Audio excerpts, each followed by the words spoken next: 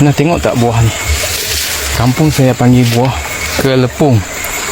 Ni nama sertifikatnya, Ficus variegata. Buah kelepung dikatakan boleh menambah susu badan bagi ibu yang sedang menyusu anak. Kalau kat kampung saya panggil buah kelepung. Kalau kat tempat lain tak tahulah nama apa. Buah dia ada getah tak?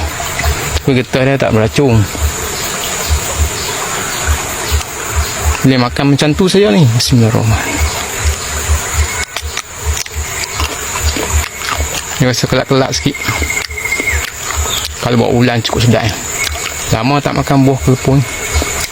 Jalan je nampak merah. Dia ni. Tapi tak boleh ambil yang tua ni, kan ambil yang muda-muda macam ni kecil kan.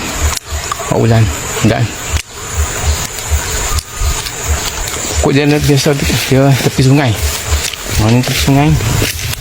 Tepi sungai. Biasa orang buat masak lemak ataupun buat gulai kan. Mudah macam ni kan. Okey kan. Ambil buat ulam. Jauh dengan sambal tempoyak atau budu. Sedap. Dapat sesuatu daripada titik ni. Semoga bermanfaat.